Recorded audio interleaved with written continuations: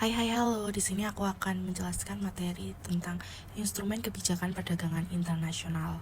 Apa sih itu kebijakan perdagangan internasional? Kebijakan perdagangan internasional yaitu semua tindakan negara atau pemerintah baik secara langsung maupun tidak langsung untuk mempengaruhi struktur, arah, komposisi, serta bentuk perdagangan luar negeri atau kegiatan perdagangan. Lalu apa aja sih instrumen kebijakan perdagangan internasional? Instrumennya itu ada dua. Yang pertama itu kebijakan tarif.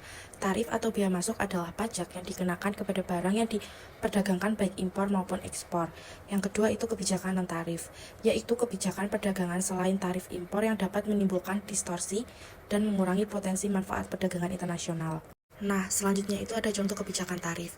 Yang pertama yaitu kebijakan tarif barrier yang berisi pembebasan tarif mulai dari tarif rendah, tarif sedang hingga tarif tinggi.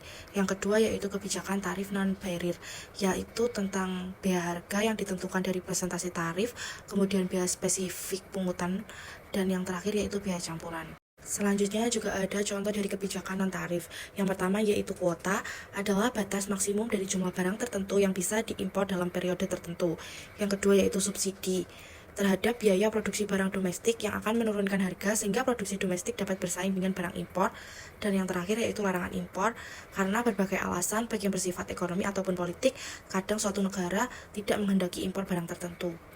Selanjutnya ada jenis-jenis tarif. Yang pertama yaitu bea ekspor atau ekspor datis, yang kedua yaitu bea transito atau transit datis, yang ketiga yaitu bea impor atau impor datis, yang keempat ada ad valorem datis, yang kelima ada spesifik datis, dan yang terakhir yaitu spesifik ad valorem atau kampen datis. Berikutnya yaitu jenis-jenis non-tarif. Yang pertama itu ada kebijakan teknis, yang kedua kebijakan non-teknis, yang ketiga perizinan hambatan non-tarif, yang keempat kuota impor, yang kelima pembatasan kuantitatif, yang keenam voluntary export control, yang ketujuh kebijakan tarif non-barrier, dan yang kedelapan ada kebijakan non-tarif measure atau NTM.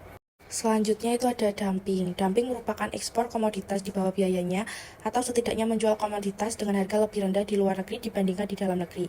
Ada 3 dumping, yaitu yang pertama dumping terus-menerus, yang kedua dumping ganas, dan yang terakhir dumping sporadis. Dan yang terakhir yaitu ada tujuan kebijakan perdagangan internasional. Yang pertama melindungi kepentingan ekonomi nasional dari pengaruh yang negatif, kedua melindungi kepentingan industri di dalam negeri, ketiga melindungi lapangan pekerjaan, keempat menjaga keseimbangan dan stabilitas balance of payment, yang kelima yaitu menjaga tingkat pertumbuhan ekonomi yang cukup tinggi dan stabil, yang keenam menjaga stabilitas nilai tukar.